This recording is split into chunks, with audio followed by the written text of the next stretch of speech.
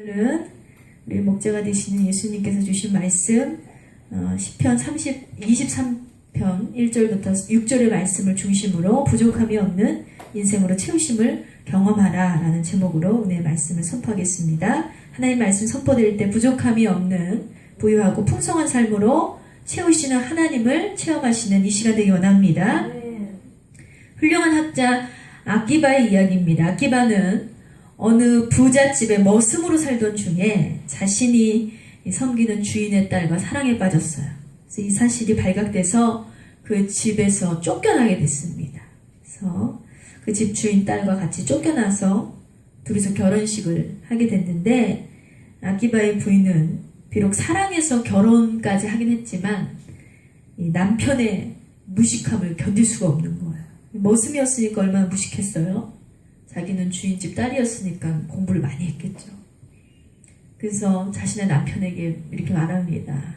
여보, 당신 아직도 늦지 않았으니까 지금이라도 학교에 가서 배우고 좀 지식을 좀 쌓으세요. 이렇게 얘기를 했어요. 그러나 아기바는 이미 나는 40이 넘었는데 나이가 내가 지금에서 공부한들 무슨 소용이 있으며 이 늦은 나이에 학업을 시작할 엄두도 나지 않는다고 긋고 거절을 했습니다. 그 후에 계속 이 직업이 양치는 자였기 때문에 계속해서 양치는 일로 세월을 보내던 중 어느 날 목이 말라서 개울에 가서 엎드려서 물을 마시는데 눈앞에 바위를 가만히 들여다봤어요. 그랬더니 그 개울가에 바위를 보니까 물이 흘러서 떨어진 곳, 수십 년 동안 물이 흘러서 떨어진 그 바위의 틈새를 보니 푹 패어있는 거예요. 그걸 보고 이 아기바는 생각을 합니다. 비록 물 한 방울에는 힘이 굉장히 약하지만 오랜 세월 같은 자리, 같은 모습으로 떨어졌더니 이 물방울의 힘이 이렇게 세월이 흐르니 이 바위까지도 깨트려서 이렇게 뚫을 수 있구나 라는 것을 생각하게 됐어요. 그래서 아기바는 이때부터 이제 자기가 공부를 하기 시작했어요. 그래, 저 바위처럼 나도 지금 무식하지만 조금 시간이 늦은 것 같지만 지금부터 내가 꾸준히 공부를 하면 나도 좀 지혜로운 사람이 될 수 있을 것 같다라는 생각을 하게 됐습니다. 그래서 이가 그때부터 공부를 했는데 늦은 나이였음에도 불구하고 이가 열심으로 노력해서 공부를 한 결과 세계적으로 명성을 떨치는 위대한 인물이 되었다는 것입니다. 사랑하는 여러분, 노력이 없이는 어떠한 결과도 이룰 수가 없습니다. 여러분이 지금은 좀 부족하고 좀 모자른 것 같고 좀 어리석은 행동을 할 때가 많아요. 미련할 때가 많고 사람 보기에도 답답한데 하나님 보시기에 얼마나 답답하겠어 우리가. 근데 하나님께서는 부족한 우리를 선택하셨다는 거예요. 왜 선택하셨을까요? 없는 것을 있게 하시는 것이 하나님의 능력이거든요. 다 된 사람을 쓰시는 게 하나님이 아니라 부족한 자를 선택하셔서 하나님의 반법대로 훈련시키시고 연단시키셔서 우리를 하나님의 복된 자녀로 만드시는 것이 하나님의 능력입니다. 그래서 여러분도 반드시 하나님 뜻대로 살기를 노력하며 실천하시기 바랍니다. 하나님의 인도하신 가운데 동참하는 삶, 하나님께 맡기는 삶, 의로 보득하는 삶을 우리가 살아가게 되면 우리 인생이 은혜의 보좌 앞에 나와서 더욱더 하나님 안에서 풍성한 삶을 누리게 될 줄 믿습니다. 자, 오늘 본문 말씀에 기록된 시편 23편의 배경을 말씀을 드립니다. 본문은 목동으로 양을 치던 다윗을 어릴 때부터 인도하셔서 이스라엘을 다스리는 왕으로 아주 부족함이 없이 축복하신 하나님을 다윗이 찬양하는 내용입니다. 다윗은 하나님을 나의 목자다라고 고백을 하고 있어요. 다윗은 목동으로 양치기를 했기 때문에 이 목자하고 양의 관계를 누구보다도 잘 알고 있었습니다. 그래서 목자와 양의 관계는요, 단순히 상하 종속 관계가 아니라는 것. 목자는 양의 안전과 평안을 보장하는 어떤 보호자가 된다는 것. 이것을 다윗은 사랑하는 일생 동안 아주 잘 경험하고 깨달았습니다. 그래서 다윗이 살아가면서 하나님께 선택을 받았다고 해서 그가 어려움이 없었던 게 아니에요. 하나님의 인도를 받았다고 해서 그가 어떤 풍족한 삶만 살고 위기가 없었던 것이 아니죠. 그럼에도 불구하고 나의 목자가 되시는 하나님께서 계셨기 때문에 그는 부족함 없이 승리할 수 있었음을 고백하고 있습니다. 그래서 여러분들도 피곤하고 곤비하고 넘어지고 쓰러질 수밖에 없는 상황이 다가옵니다. 그럴 때마다 주저하지 마시고 보호하시고 인도하시며 부족함이 없이 채워주시는 하나님을 우리의 참된 목자로 삼고 나아가시기 바랍니다. 그래서 오늘 본문 말씀을 통해서 삶의 여정 가운데 우리가 고난을 겪을지라도 시련을 겪을지라도 우리의 목자이신 예수님만 따라간다면 반드시 승리할 수 있다. 다윗을 통해서 교훈을 얻으시기 바랍니다. 그래서 하나님께서 주시는 첫 번째 메시지는 하나님께서 항상 나를 인도하신다입니다. 다 같이 선포합니다. 하나님께서 항상 나를 인도하신다. 아멘. 자, 2절부터 3절 말씀 봅니다. 그가 나를 푸른 풀밭에 누이시며 술만한 물가로 인도하시는도다. 내 영혼을 소생시키고 자기 이름을 위하여 의의 길로 인도하시는도다 했어요. 자, 하나님은 우리의 목자가 되시고 우리는 그의 양이라고 했습니다. 이 목자가 되신 하나님은 양이 목마르지 않도록 늘 쉴만한 물가로 우리를 인도하시는 거예요. 그리고 우리가 배고프잖아요. 굶주리지 않도록 배불리 먹을 수 있도록 푸른 초장으로 또 데리고 가셔서 우리를 한없이 풀을 뜯어먹을 수 있도록 인도를 해주시죠. 그래서 목자 없는 양은요, 자기가 어디로 가야 되는지 몰라요. 길을 잃고 헤매다가 양들은 절벽 밑으로 떨어지기도 합니다. 가시에 걸려서 넘어져서 상처투성이가 되기도 하고 이리떼에게 붙잡혀서 이리의 먹이가 되기도 합니다. 그러나 목자는 양을 떠나지 않고 참된 길로, 의의 길로 인도하는 것입니다. 그래서 생명을 얻도록 풍성히, 진리를 얻도록 풍성히 우리를 인도하시는 분은 우리의 목자장이신 예수님이라는 사실을 기억하시기 바랍니다. 우리의 영혼을 살리시고 우리를 의의 길로 인도하시고 또 우리의 삶을 아주 윤택하게 하시고 그분은 오직 예수님이라는 거예요. 그리고 예수님을 놓치면 어떻게 돼요? 여러분의 삶에 예수님을 놓치는 순간 나는 마귀의 종이 되었어. 이것이 절벽인지도 모르고 이것이 비탈길인지도 모르고 여기로 가면 어떤 웅덩이가 있는지도 모르고 우리는 한없이 헤매고 다니는 거예요. 이사야서 46장 10절에 보면 그들이 줄이거나 목마르지 아니할 것이며 더위와 볕이 그들을 상하지 아니하리니 이는 그들을 긍휼히 여기는 이가 그들을 이끌되 샘물의 근원으로 인도할 것임이라 했습니다. 할렐루야.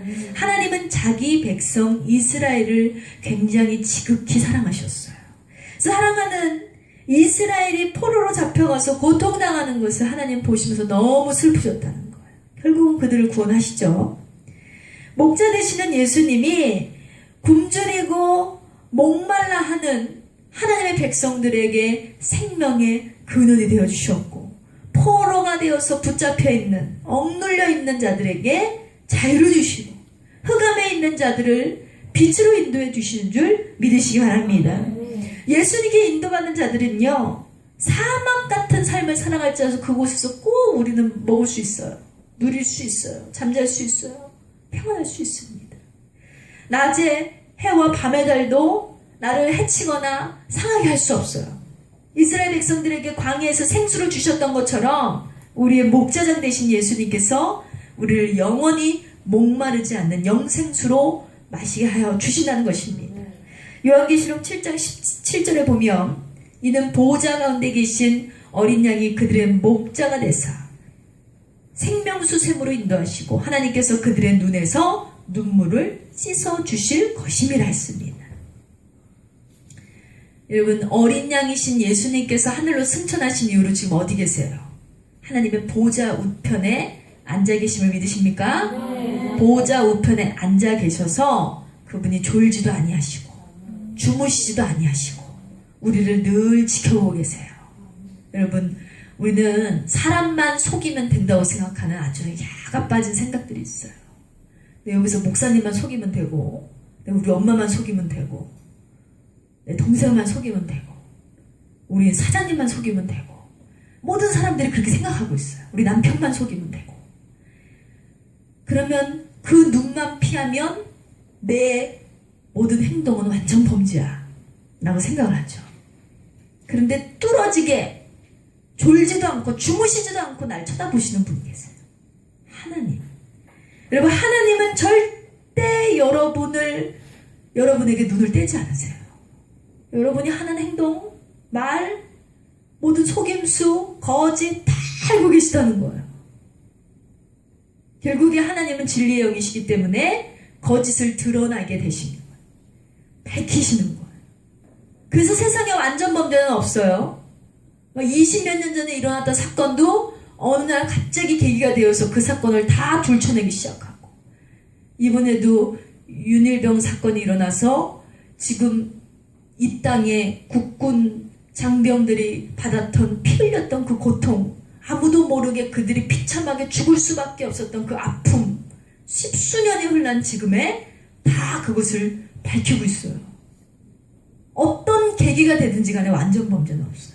그래서 지금 국군 장병들이 난리가 났어요. 지금 그 상인들은 난리가 났죠. 다 목 날라가게 생겼어요.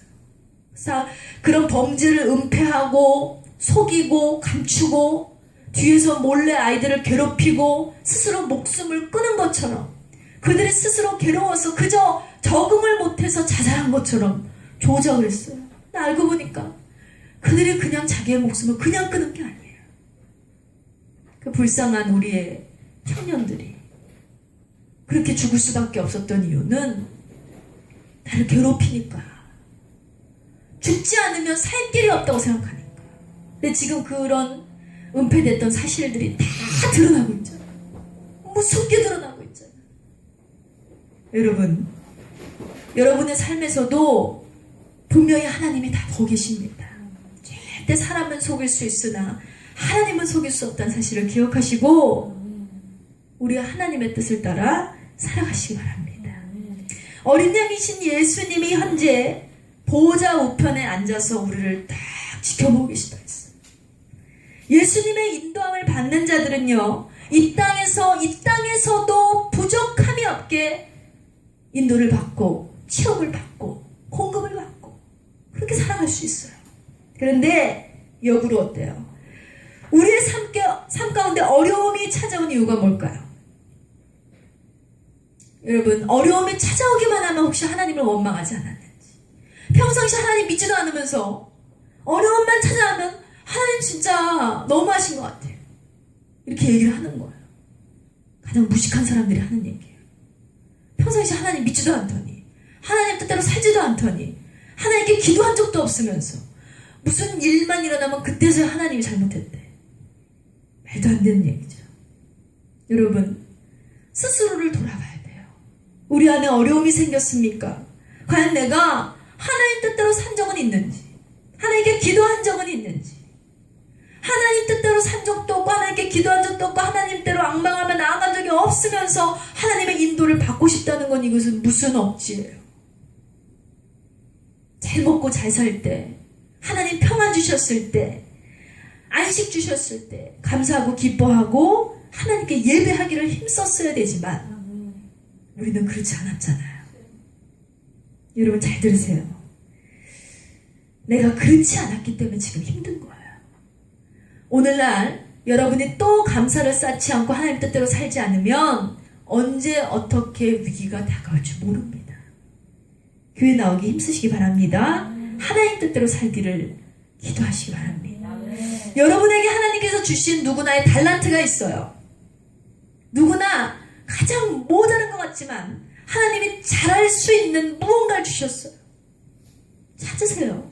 나에게 주신 달란트가 무엇인가. 무슨 일이 있어도 기도하셔서 찾으시기 바랍니다. 그리고 하나님 뜻대로 그 달란트를 사용하시는 저 여러분 되시기 원합니다.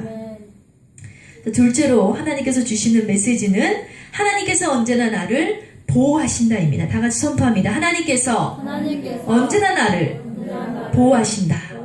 자, 보면 23편 4절 말씀 봅니다. 내가 사망의 음침한 골짜기로 다닐지라도 해를 두려워하지 않는 것은 주께서 나와 함께 하심이라 주의 지팡이와 막대기가 나를 안위하시나이다 했어요. 다윗의 삶은요 굉장히 슬프고 힘들고 고통스러웠다고 했어요. 몇 번을 말씀드렸지만 다윗은 어땠어요? 다윗은 아버지에게 미움을 받는 사람이었어요. 아버지에게도 인정받지 못했어요. 전에도 제가 설교를 한 번 한 적이 있는데 사울이 왕이 되었지만 이제 사울에게서 왕권이 떠나가고 다윗을 하나님이 택하시려고 해요. 그래서 갑자기 사무엘에게 저 이세 아들들이 있는 이세의 집으로 가봐라. 거기에 왕이 있다. 후계자가 있다. 갔어요. 이세, 당신의 자녀들을 다 데려오시오. 근데 아버지가 사무엘 선지자에게 데려온 아들이 다윗의 형제가 8인데 7명만 데리고 왔어요. 7명을 쫙 하나하나 첫째부터 둘째, 셋째, 넷째 막 보여주는 거예요. 사무엘에게. 신났죠, 아버지는. 우리 아들들 중에 왕이 있다는데 너무 신나. 근데 아들들이 첫째부터 7째까지 얼마나 이렇게 잘생겼는지. 키도 크고 잘생기고 멋있어 애들이. 대단하네. 사무엘은 순간 생각하는 거, 오, 첫째가 왕감이네. 근데 하나님께 기도하니까 아니래. 둘째가 왕감이네. 하나님께 기도하니까 하나님이 아니라고 하시는 거예요. 7째까지 다 봤는데 하나님은 이 중에 왕이 없다라고 얘기하십니다. 이상한 거죠. 그래서 사무엘 선지자가 어떻게 이새에게 물어봤어요. 당신의 자녀가 여기서 끝이에요? 이새는요 왕으로 택함을 받을 자녀 중에서 다윗을 쳐주지도 않았어. 다윗은 그 순간에 뭘 하고 있었냐면 양을 치고 있었고 일만 하고 있었어요. 얼마나 불쌍해요. 똑같이 8명의 형제들이 있는데 아빠는 막내 아들을 왕감이라고 생각도 안 해요. 자식 취급도 안 해요. 오죽하면 다른 애들은 다 불러와가지고 면접을 보게 하면서 다윗은 부르지도 않아요. 이 한 장면에서만 벌써 얼마만큼 다윗이 차별을 받았는지를 알 수 있어요. 불쌍하잖아요. 어느 집안이나 막내는 굉장히 귀해요. 어느 집안이나 막내는 굉장히 이쁨을 받아요. 근데 다윗은 자기 아버지가 그게 자식인지 잊을 만큼, 부르지도 않을 만큼 그렇게 차별 대우를 받았다는 거예요. 형들에게도 사랑받지 못했죠. 전쟁이 났어요. 아버지가 그저 얘는 뭐 종에 다름없어. 종하고 똑같아. 아버지가 다윗을 불러서 네 형들이 지금 전쟁터에 나가 있다. 형들이 먹을 만한 참하고 형들에게 필요한 물건 좀 갖다 줘라. 무슨 종도 아니고 종을 시키면 되지. 이 막내를 갖다가 부려먹었어 아빠가. 그래서 전쟁터에 가 보니까 와 엄청나게 큰 골리앗이란 장군이 아주 키득거리면서 여호와 이름을 망령때 일컬고 하나님을 비방하고 있고 자기는 뭐 전쟁터에 불러주지도 않았지만 그저 형들의 필요한 참과 어떤 뭐 필요한 물건만 갖다 주러 왔는데 심부름하러 왔는데 이거 보니까 화가 나서 견딜 수가 없어요. 다윗이. 그때에 다윗이 자기의 처지는 17살의 조그만 소녀였는데도 불구하고 내가 나와서 저자를 죽이겠다고 해요. 여호와의 이름을 함부로 여기는 저자, 우리를 괴롭히는 저자를 내가 죽이겠다고 해요. 사람들이 보기 웃긴 거, 우스운 거예요. 한마디로 모든 사람들에게 인정받지 못했어요. 다윗은 모든 사람들에게 조롱받는 사람이었어요. 그랬더니 형들이 뭐래요? 너 지금 장난하냐? 지금 우리도 지금 이 형들도 나가서 싸우지 못하고 지금 엄두가 나지 않는데 감히 니까짓게 나가서 지금 저 골리앗을 무너뜨린다고? 얼마나 형들이 비난을 하는지. 형들조차 막내인 다윗을 예뻐하지 않았다는 거예요. 여러분,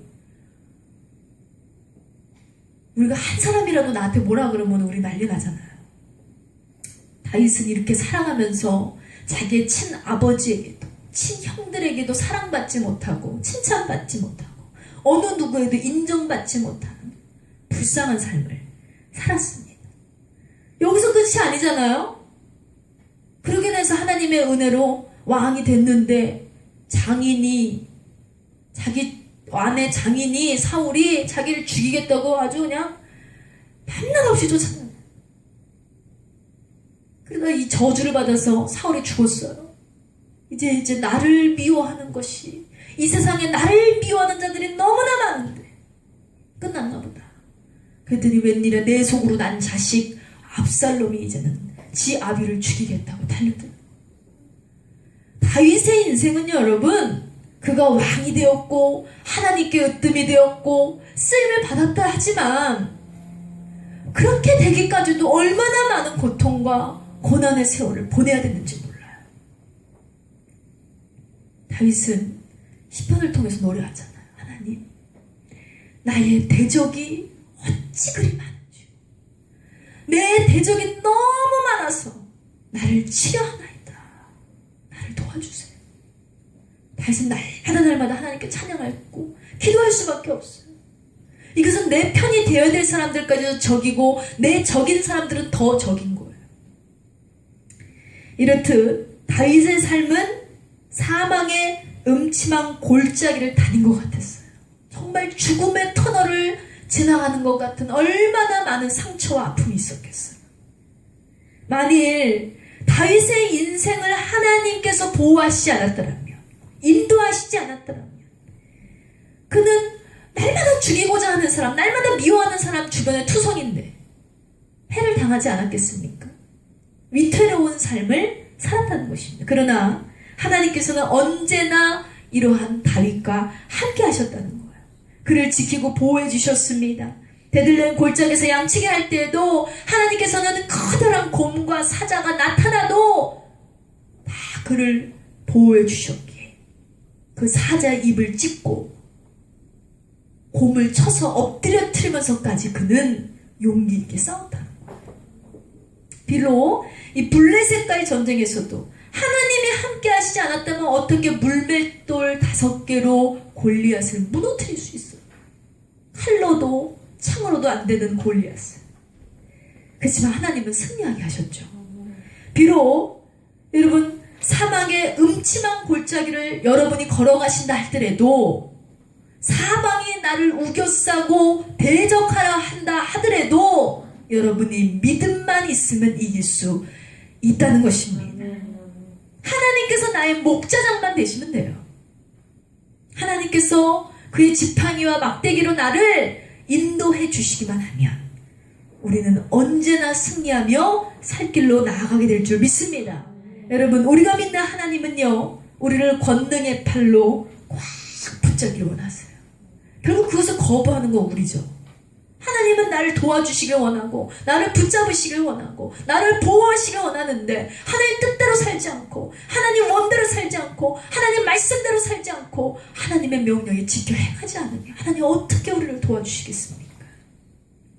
우리의 목자이신 하나님은 여러분 기억하세요. 졸지도 않고 주무시지도 아니하며 여러분은 불꽃과 같은 눈동자로 보호하신 줄 믿으시기 바랍니다.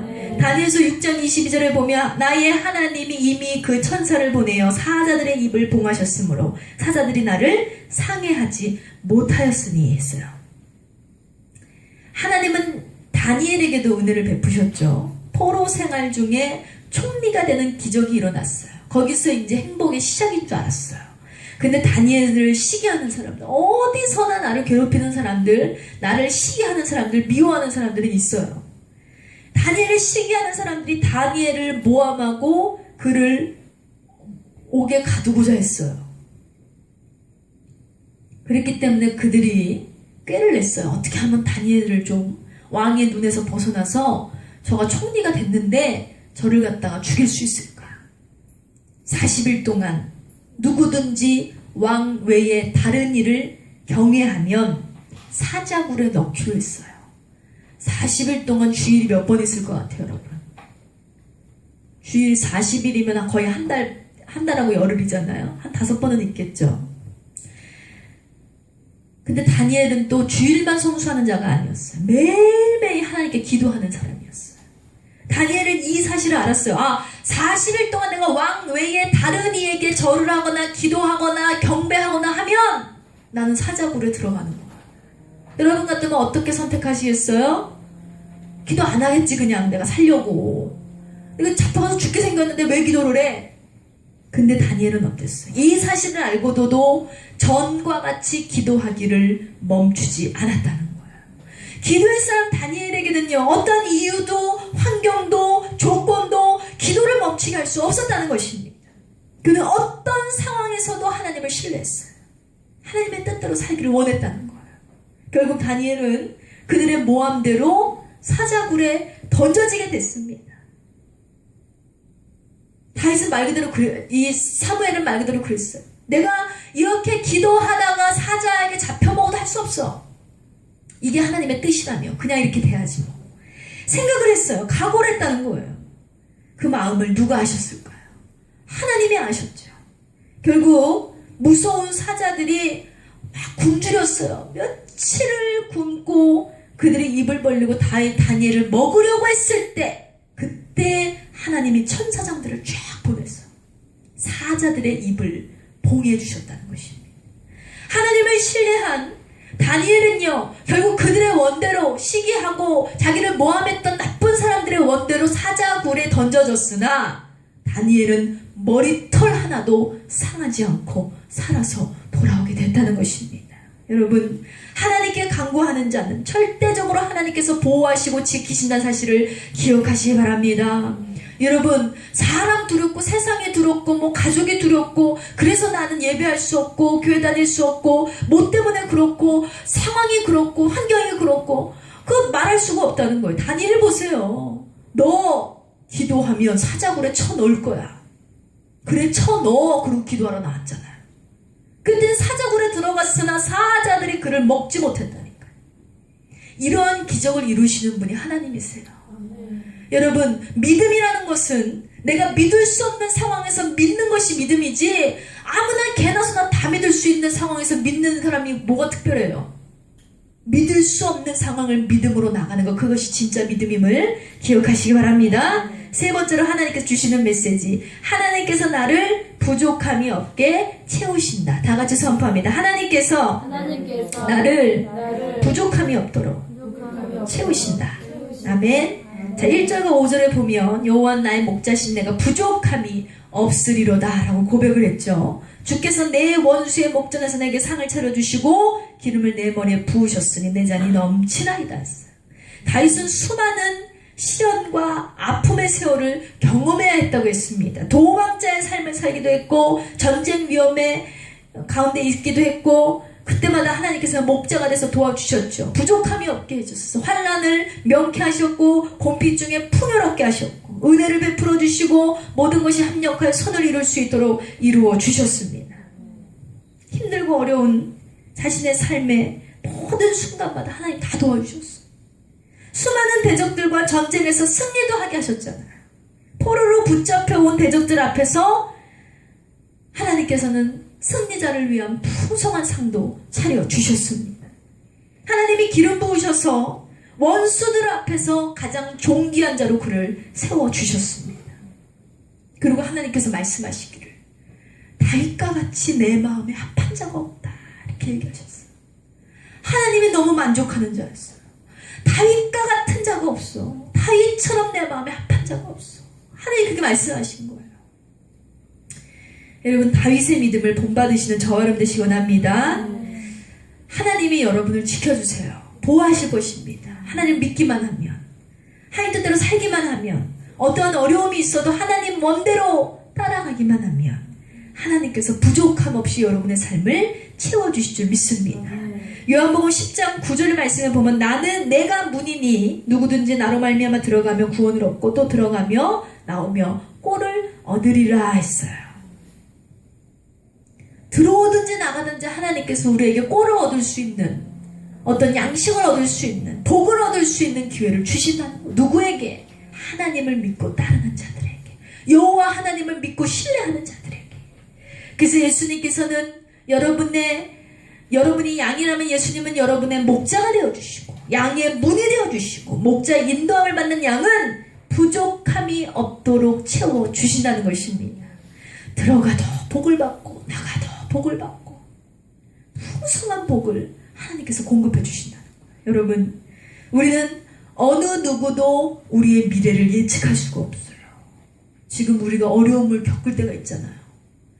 여러분, 한 5년 전만 타임머신 타고 5년 전으로 한번 돌아가 봅시다. 지금 내가 이런 상황을 겪을 줄 알고 있었던 사람 손 들어보세요. 없잖아요. 직장 때문에 좀 어렵고, 우리 영아는 또 물질 때문에 좀 어렵고, 뭐 이런 거 있죠? 이런 어려움을 내가 5년 전에 나 분명히 그때 어려울 거야 하고 지금 생각해가지고 이렇게 된 사람이 있어요? 없잖아요. 그렇지 않았더라면 뭔가 대처를 했을 거야. 우리가 미래를 알았다면 뭔가 그런 일이 일어나지 않도록 계획하고 대처하고 손을 쓰고 뭔가 방도를 취했겠죠. 근데 우리는 모든 삶이 마찬가지. 모든 삶이 마찬가지. 내가 지금 이런 고통을 겪었을 거라고 상상도 못했어요. 내가 지금 이런 어려움을 당하고 내가 누군가에게 이렇게 멸시를 받고 누군가로부터 내가 핀잔을 듣고 내가 이런 실수를 하고 이런 상황을 만나고 내가 이럴 거라고 상상도 하지 못했어요. 미래를 아무도 예측할 수가 없다는 거예요. 내 미래가 이럴 것이다. 소원함은 있죠. 내가 한 10년 후에는 정말 좋은 사람이 되었어. 하나님 일도 많이 하고 부자가 되고 뭐 어쩌고 소원은 많죠. 그런데 그런 소원에 완벽하게 이루는 자들이 없다는 거예요. 근데 하나님께서는요, 달라요. 하나님은 여러분 각자를 다 만드셨어요. 여러분을 만드실 때 그냥 어머니의 태 속에서 잉태께 생명만 주신 것이 아니라 여러분의 인생을 처음부터 끝까지 다 계획을 해놓으셨어요. 그 때문에 여러분을 누구보다 잘 아시는 분은 하나님. 여러분의 인생을 누구보다 잘 아시는 분이 하나님이에요. 그렇기 때문에 여러분, 하나님은 우리의 인생 전체를 바라보고 계세요. 내 미래를 알고 계신 분께 내 인생을 맡기시는 것이 가장 지혜로운 거 아닙니까? 내 인생의 미래를 나도 알 수 없으면서 내 인생을 내가 책임지겠다고 해서 지금 이렇게 실수가 일어나고 고통이 일어나고 아픔이 일어나고 그렇게 되는 거 아니에요. 그래서 하나님께서는 이스라엘 백성들에게 광야에서 40년 동안 너희들이 방황하게 될 것이다. 그걸 미리 아셨어요. 아셨기 때문에 40일 동안 그들이 살면서 그들에게 만나를 주시고 때때로는 메추라기를 주시고 그들이 굶주리지 않도록 하나님께서 늘 채워주셨다. 얘들이 사막에 사는데 물이 어디 있어? 물이. 하나님은요, 이들이 목마르지 않도록 반석을 깨서 그 반석 틈에서 물이 나게 하셨어요. 마라에 쓴물이 막 있는데 그 쓴물을 단물로 변화시켜 주셔서 이들이 먹을 수 있게 해주셨어요. 하늘에서 막 메추라기가 떨어지고 막 빵이 떨어지고 40년 동안 그들이 광야에 살면서 사막에서 무슨 옷감이 있어요. 그럼 도대체 사막에서 얘네들은 40년 동안